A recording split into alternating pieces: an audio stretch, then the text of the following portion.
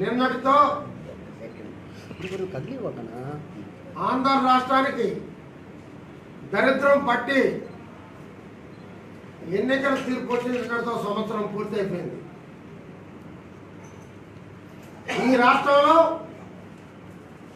ఈ సంవత్సరంలో అరాచకాలు, అన్యాయాలు,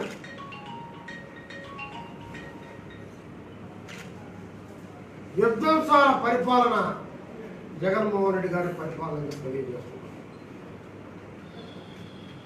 నెల్లూరు జిల్లా ఎత్తుకుంటే, రాష్ట్రం మొత్తం ఎత్తుకుంటే ఇసుకని 4-5 నెలల పాటు బ్యాన్ చేశాడు. ఎందుకంటే సిమెంటు ఫ్యాక్టరీ వాళ్ళతో లావాదేవీలు కుదరలా. 250 ఉండే బస్తా 390 రూపాయలు పెంచే వరకు, ఆ డబ్బులు ఆయనకి ఇచ్చే వరకు ఇసుకని బ్యాన్ చేశాడు. రేటు పెరిగిన తర్వాత, జోబీలో డబ్బులు పడిన తర్వాత ఇసుకను వదిలేశాడు.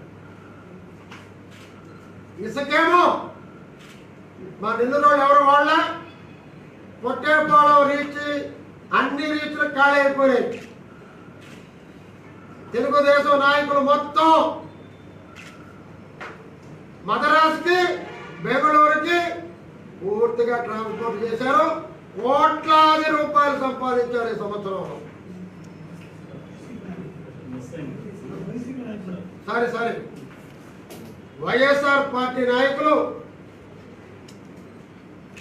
ఇసుకని పూర్తిగా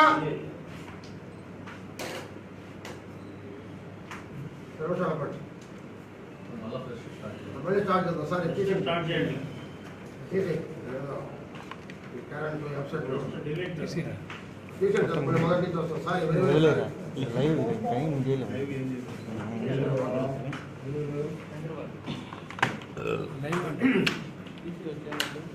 ఓకే సార్,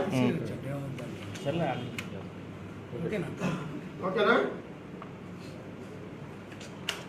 ఈ రాష్ట్రంలో, ఈ రాష్ట్రానికి దరిద్రం పట్టి నిన్నటికి సంవత్సరం అయింది ఫలితాలు వచ్చి.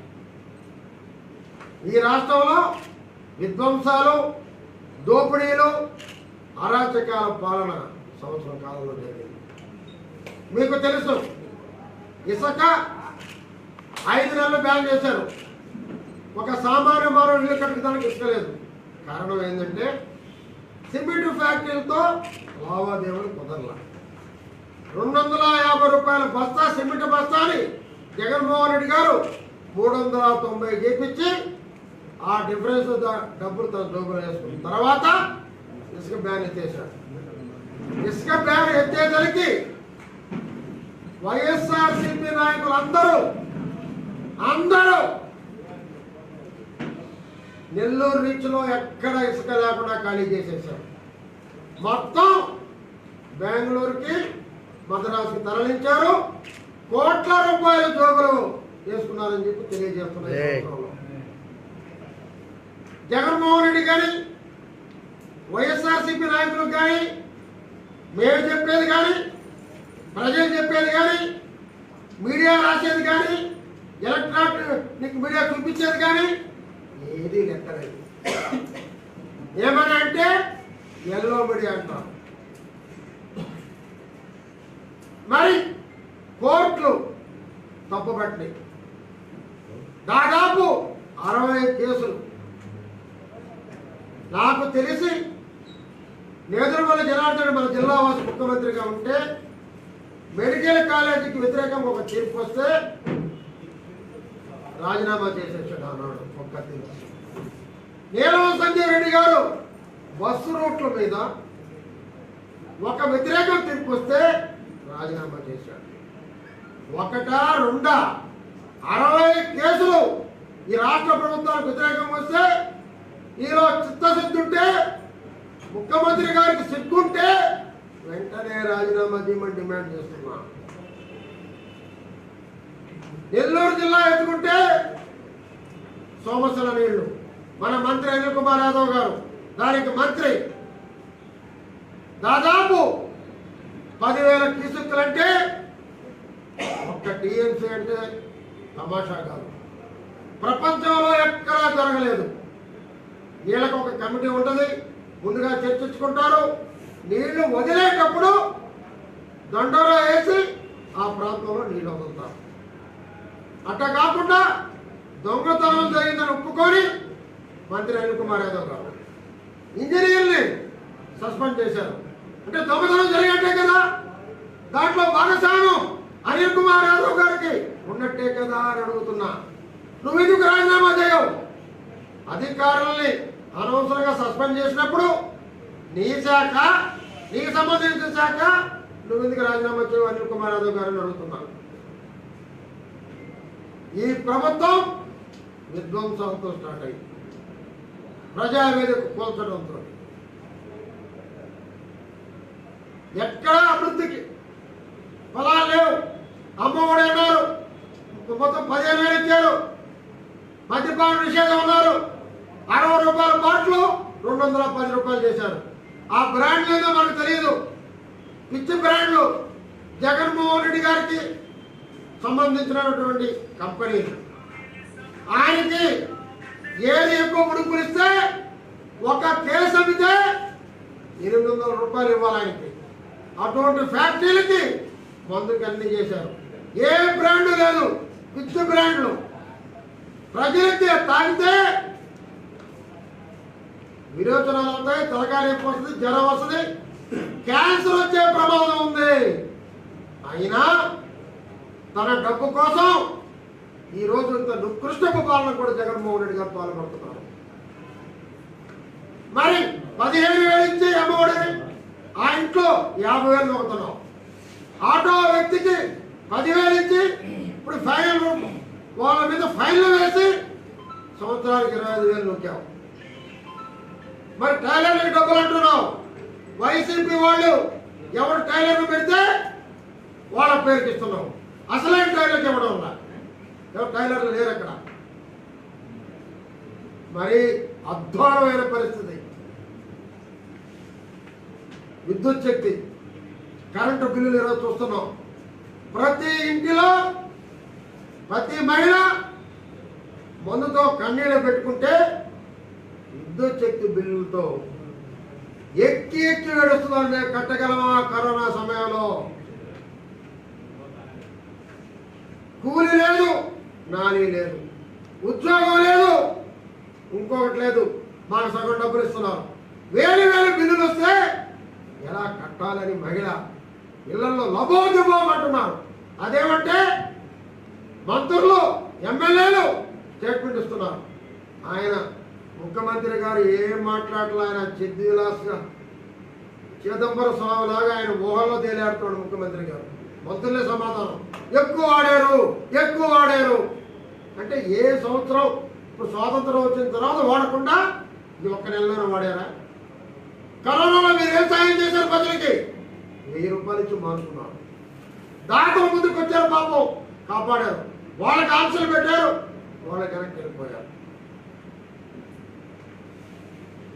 మరి అమరావతి లాంటి నగరం పైసా ఖర్చు పెట్టకుండా 34,000 ఎకరాలు సేకరించారు చంద్రబాబు నాయుడు గారు. ఈ రాష్ట్రానికి ఒక ఆస్తి సంపాదించారు చంద్రబాబు నాయుడు గారు. మరి పూర్వీకులు ఇచ్చిన ఆస్తిని అమ్ముకోని నేను సంక్షేమ కార్యక్రమాలు చేస్తానంటూ ఉన్న ఆస్తులు అమ్మేదానికి పూర్తిగా నిర్ణయం తీసుకుని అమ్మేదానికి సిద్ధమయ్యాడు జగన్మోహన్ రెడ్డి గారు. సిగ్గుచేటు తమిళనాడులో ఉన్న వెంకటేశ్వర స్వామి ఆస్తులు అమ్మేదానికి కూడా వెనకాటం లేదంటే ఈ సిగ్గులేని ప్రభుత్వానికి ఏం చెప్పాలో అర్థం కావటం లేదు. 60 కేసులు కోర్టు తీర్పు వ్యతిరేకంగా వస్తే నలుగురు నవ్విపోదురు కాక నాకేమిటి అన్నట్టు నాకు ఎన్నో కేసులు ఉన్నాయి, ఈ యొక్క లెక్క అని మాట్లాడే వ్యక్తి జగన్మోహన్ రెడ్డి గారు. మరి అమరావతి 10,000 కోట్లు పెట్టి అభివృద్ధి చేశాం. ఎన్నో ఉద్యోగాల అవకాశాలు ఉన్నాయి, ఎన్నో ఫ్యాక్టరీలు వస్తున్నాయి. అవన్నీ కూడా ఈరోజు నిర్వీర్యం చేసేసినటువంటి ఘనత జగన్మోహన్ రెడ్డి గారు. ఎంతో మంది ప్రజలు, రైతులు తమ బంగారం లాంటి భూమిని ఈ రాష్ట్రానికి ఇస్తే వాళ్ళు 151 రోజుల నుంచి ఉద్యమాలు చేస్తే వాళ్ళతో ఒక్కరితోగా మాట్లాడావా? లేదే. అవహేళన చేస్తున్నటువంటి ప్రభుత్వం వైఎస్ఆర్సీపీ ప్రభుత్వం.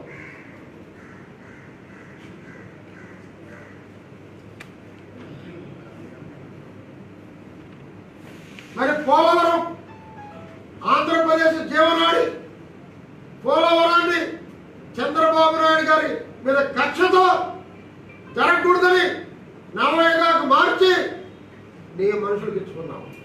ఈరోజు పనులు లేకుండా చేశావు. కక్ష సాధింపు ధోరణిలో తప్ప నేను అభివృద్ధి ఏ కోశాలు లేదని చెప్పి నేను మనం చేస్తా ఉన్నాను. మరి ఈరోజు నువ్వు చేసే పని ఏంటి? తెలుగుదేశం పార్టీ ఉన్న సిబిఐ ఆర్మీ 450 మందిని రాష్ట్రంలో గుర్తించి వాళ్ళు ఇబ్బంది పెట్టాలి అనే ఉద్దేశంతో 450 మందిలో 150 మంది మహిళలు ఇబ్బంది పెట్టాలా అనే ఉద్దేశంతో అందరూ అరెస్ట్ చేయాలని చెప్పి మీ కేసు సిద్ధం చేస్తాను. దాంట్లో భాగమే నిన్న సత్యారెడ్డి అరెస్ట్. మిమ్మల్ని ఒకటి అడుగుతున్నా, వైఎస్ఆర్సీపీ వాళ్ళని, మీలో ఉన్నారు మీడియా వాళ్ళు, సోషల్ మీడియా నా మీద పెట్టారు, నా కుటుంబం మీద పెట్టారు, బూతులు పెట్టారు. బూతులు చరిత్రలో స్వాతంత్రం వచ్చిన తర్వాత బూతులు మాట్లాడే సంస్కృతి ఈ పార్టీ వచ్చిన తర్వాత వచ్చిందని మనం చేస్తున్నాం. నా కుటుంబం మీద నేనే బాధపట్టాలా, నేనే భయపట్టాలా, అది మీ ఎదల సంస్కృతి కింద మీకు వదిలేస్తున్నా. అందుకని చెప్పా, దమ్ముంటే ఎదురుకారని మాట్లాడదాము. దొంగ సాటుగా పోస్టింగ్లు పెట్టేది కాదు మగతనం అని చెప్పి మనం చేస్తా ఉన్నాం. మరి ఈనాడు ఎందుకు చూసినా ఎస్సీ ఎస్టీ బీసీ వాళ్ళకి ఫ్రీ అన్నాడు. ఎస్సీ ఎస్టీ కరెంట్ ఎక్కడా ఫ్రీ లేదు. వాళ్ళకి బిల్లులు వస్తూనే ఉన్నాయి. అన్ని అబద్ధాలు. ప్రజలు దోచుకుంటున్నాడు. ఈ విద్యుత్ బిల్లుల్లో వచ్చేది రేపు నవరత్నాలు అమలు చేయాలి. ఏమండి, ఆస్తులు అమ్మి ఎక్కడైనా నవరత్నాలు అమలు చేయమంటారు, నేను చేయొద్దంటారా? ఆస్తులు అమ్మి, మన సంపదలు అమ్మి, మీ నాయందా ఆస్తి ప్రజలది. ప్రజల ఆస్తికి నువ్వు ట్రస్టీ మాత్రమే. అమ్మే హక్కు నీకు ఎవడిచ్చాడు? నువ్వు తిరుమల భూములు అమ్ముతారంటావు, ఆ భూములు అమ్ముతారంటావు. కనీసం రాష్ట్ర వ్యాప్తంగా ప్రతి ఇంట్లో విద్యుత్ శక్తి బిల్లుతో కన్నీరు పెడుతుంటే కనీసం ఎంక్వైరీ చేస్తారన్నావా? కనీసం తగ్గిస్తారన్నావా? నీ నోటితో ఒక మాట మాట్లాడావా? అదే నీకు లెక్కలేదు. పేద ప్రజలంటే నీకు లెక్కలేదు. సిమెంట్ రేటు పెరిగే వరకు ఇసుక వదల్లా. మేము ఉన్నప్పుడు ఏదన్నా ఇసుక కుంభకోణం, గ్రావెల్ కుంభకోణం అని. ఈరోజు చూస్తే మణిదేవి కాలువ, అటు పక్క కావలి నియోజకవర్గం, ఇటు పక్క కోవూరు నియోజకవర్గం, ఈ పక్కంతా ఆయన వీరి చలపతిరావు, ప్రసన్న కుమారుడు వర్గీయులు మొత్తం దొంగేసి అమ్మేస్తున్నారు. ఆ పక్కంతా ఎమ్మెల్యే రామిరెడ్డి ప్రతాప్ కుమారుడి మనుషులు సుకుమారెడ్డి గారు అమ్మేస్తున్నారు. ఇంకా మీడియాకి రాలా. 10 రోజుల ముందు 2 వర్గాలు ఒకే పార్టీ వాళ్ళు తలకాయలు పగల కొట్టుకొని హాస్పిటల్లో చేరారు. నిన్నే వాళ్ళ మీద కేసులు పెట్టారు. చిన్న కేసులు 100 రూపాయలు బయలు వేస్తే పోయే కేసులు. రాష్ట్ర సంపదను దోచుకుంటుంటే, ఈ నెల్లూరు సంపదను దోచుకుంటుంటే చిన్న కేసులతో సరిపెట్టేస్తారా? ఇది న్యాయమా అని అడుగుతున్నా. ఇటు పక్క కొత్తూరులో చూస్తే గ్రావెల్ మొత్తం అమ్మేయడం. మీరు ఈరోజు ఇళ్ల ప్లాట్లు వేస్తున్నారు. దానికి గ్రావెల్ ఎక్కడ అనుమతి ఉందా? మీ వాళ్ళే కాంట్రాక్టర్లు, మీ వాళ్ళే గ్రావెల్ తోవడం. డబ్బులంతా పోగు చేసుకొని కోట్లు సంపాదించారే తప్ప పేద ప్రజల గురించి ఏం ఆలోచించారని చెప్పి నేను మనవి చేస్తున్నాను. మిమ్మల్ని సూటిగా మంత్రి గారు అనిల్ కుమార్ యాదవ్ గారిని ఒకటి అడుగుతున్నారు. సూటిగా తెలుగుదేశం ప్రభుత్వం ఉన్నప్పుడు వెంకటేశ్వరపురంలో 4700 ఇళ్ళు బ్రహ్మాండంగా పూర్తయినాయి. ఇన్ఫ్రాస్ట్రక్చర్ మొత్తం పార్కులు, జిమ్ములు, సిమెంట్ రోడ్లు ఒక కోటీశ్వర్ల నిలయంలా ఉండేటువంటి ప్రాంతంగా తయారైంది. అల్లీపురంలో 12,000 ఇళ్ళు, దాదాపు 60% పూర్తయిపోయింది. ఎందుకు సంవత్సరమైనా అక్కడ మీరు ఇల్లు ఇవ్వడం లేదు? వెంకటేశ్వరపురంలో పూర్తయిన ఇల్లు ఎందుకు ఇవ్వరు? ఏదో ఒకరికి 6 అంకాలు ఇస్తాం, 9 అంకాలు ఇస్తాం. పేదవాడు స్లమ్గా ఎప్పుడు అట్లాగే ఉండాలా? బ్రహ్మాండం వెళ్ళాం, పేదవాడు వెళ్ళకూడదా? ఎందుకు వెంకటేశ్వరపురంలో ఇల్లు ఇవ్వవు? మంత్రి గారు మీరు మాట్లాడారు ఎన్నికల ముందు, మేమంతా ఉచితంగా ఇస్తామని. సంవత్సరం అయింది, ఎందుకు ఇవ్వటం లేదు? మేము కూడా చెప్తున్నాం ఉచితంగా ఇస్తామని అప్పుడు చెప్పాం, నువ్వు చెప్పావు, ఎందుకు ఇవ్వటం లేదు? ఆ ప్రస్తావన ఎందుకు ఇప్పుడు అంటే ఆ బ్రహ్మాండం వెళ్ళకపోతే చంద్రబాబు పేరు వస్తుంది అని భయం మీకు. ఎందుకు అల్లిపురంలో ఎవరు చెప్పండి? అయితే under ground drainage Telugu Desam party Nellore పట్టణ ప్రజల కళ 80% పూర్తయింది. మిగతా 20% ఎందుకు పూర్తి చేయటం లేదు? ఎందుకు చేయట్లేదు మంత్రి గారు? అంటే తెలుగుదేశం పార్టీకి పేరు వస్తుందని. ప్రజలకు ఉపయోగం మీకు అవసరం లేదు. ఎన్నో రోడ్లు వేసావు తెలుగుదేశం పార్టీ హయాంలో, మిగిలిన 10% రోడ్లు ఎందుకు వేయటం లేదు? ఎందుకు వేయట్లేదు? తెలుగుదేశం పార్టీకి పేరు వస్తుందని. ఇంటింటి కుళాయి పథకం, ఇంటిని కుళాయి పథకం తెలుగుదేశం పార్టీ పెట్టింది, ఎందుకు కనెక్షన్ ఇవ్వటం లేదు? సంఘం అవతల దానికి ఒక స్లంప్ కట్టి అక్కడి నుంచి వాటర్ తెప్పిస్తే ప్యూరిఫై వాటర్ ఎందుకు ఇవ్వటం లేదు మంత్రి గారు? సమాధానం చెప్పండి. నెల్లూరులో మీ కాంగ్రెస్ ప్రభుత్వం మీద రాజశేఖర్ గారు ఉన్నప్పుడు కూడా ఒక్క పార్క్ కూడా సరిగ్గా పూర్తి కాల. మా చంద్రబాబు నాయుడు ముఖ్యమంత్రి అయిన తర్వాత నెల్లూరులో దాదాపు 70-80 పార్కులు, ముక్కాలు భాగం అన్ని పూర్తి అయిపోయి, కొంత భాగం పూర్తి కాల. ఎందుకు పూర్తి చేయట్లేదు? తెలుగుదేశం పేరు వస్తుంది భయం. నుడా తరఫున పల్లెల్లో సైతం కట్టించాం. గూడెంలో పార్కు, కావెల్లో పార్కు, ఇక్కడ అమ్మవారు మురుగుడులో పార్కు, ముత్తుకూరులో పార్కు, కోవూరులో పార్కు, నెల్లూరులో నెక్లెస్ రోడ్ ఎందుకు ఆపారు? ఎందుకు రిపేర్ చేయలేదు? మొత్తం ఎందుకు పూర్తి చేయలేదు? ఈ అభివృద్ధి కార్యక్రమాలు ఎందుకు పోవట్లేదు? ప్రజలకి ఉల్లాసమైనటువంటి పార్కులు ఎందుకు వదిలేశారు? తెలుగుదేశానికి పేరు వస్తుందని. అంతే కదా? సంవత్సరం పాలనలో మీరు చేసిన అరాచకాలు, తెలుగుదేశం మీద కేసులు పెట్టడం, దౌర్జన్యాలు, బెదిరింపులు, మా వాళ్ళ పార్టీలో చేర్చుకోవడం. మన ఎన్నికలైతే బెదిరించి విత్తడాలు, కత్తులతో కొట్టడం, చంపడం, బెదిరించి విత్తనాలు చేయడం, దౌర్జన్య పాలన ఈ సంవత్సరంలో చేసినటువంటి పాలన ఇది. ఒకటే అడుగుతున్నాం, వీటన్నిటి మీద మేము పోరాటం కొనసాగిస్తాం. లాక్డౌన్ కాగానే మేము చేసిన అభివృద్ధి ప్రతి ఇంటికి వెళ్ళి మేము చెప్పబోతున్నాం అని కూడా తెలియజేస్తున్నాం. వెంకటేశ్వరపురం వీళ్ళు ఇమ్మీడియట్ గా ఇవ్వకుంటే పేద ప్రజలకు కట్టిన వీళ్ళు లాటరీ చేసి ఎంతో మంది హాస్పిటల్ వెంకటేశ్వరపురం వీళ్ళు, అల్లిపురం వీళ్ళు ముక్కాలు భాగం పూర్తయిపోయింది. ఇమ్మీడియట్ గా ఇవ్వకుంటే హైకోర్టును ఆశ్రయిస్తాం, హైకోర్టుని తెస్తాం, పేద ప్రజలకి ఆ ఇల్లు ఇచ్చేటట్టు చేస్తాం, పేద ప్రజల్ని ఆ ఇళ్లలో కూర్చునే పెడితే చేస్తాం. మీ వల్ల కాదు, మీరెవరు? మీరు ఒప్పరాజాళ్ళు.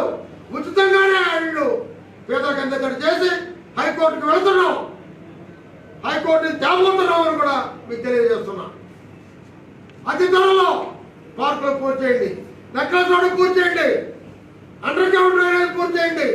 అంతేగాని యుద్ధంశాలు, స్థలాలు అమ్మడం, అదే రకంగా ఈ కరోనాని పూర్తిగా విస్మరించారు. రోజు కేసులు పెరిగిపోతున్నాయి. అసమర్థ ముఖ్యమంత్రి జగన్మోహన్ రెడ్డి గారు, చేతగాని ముఖ్యమంత్రి జగన్మోహన్ రెడ్డి గారు ఈ రాష్ట్రంలో పాలన పెట్టాడు. మహానుభావుడు ఏం పాలన పెట్టాడో సర్వనాశనం అయిపోయింది. ఈ సంవత్సరం ఒక గుడుగు పోయేదానికి లేదు, ఒక మసీదుకు పోయేదానికి లేదు, ఒక చర్చకు పోయేదానికి లేదు, ఒక పండగ చేసుకునేదానికి లేదు, ఒక పెళ్లి చేసుకునేదానికి లేదు, ఒక ఫంక్షన్ చేసుకునేదానికి లేదు, సరిపోతే కర్మంత్రం చేసుకునేదానికి కూడా లేదు. ఇంత దరిద్ర ప్రభుత్వం ఇప్పటి వరకు రాలేదు. స్వతంత్రం వచ్చిన తర్వాత అన్ని పనులు చెప్పిన పూర్తి చేయమని డిమాండ్ చేస్తున్నాం. లేకుంటే లాక్డౌన్ అయిన తర్వాత తెలుగుదేశం పార్టీ ఆధ్వర్యంలో నెల్లూరు పట్టణాన్ని స్తంభింపజేస్తామని కూడా హెచ్చరిస్తున్నాం.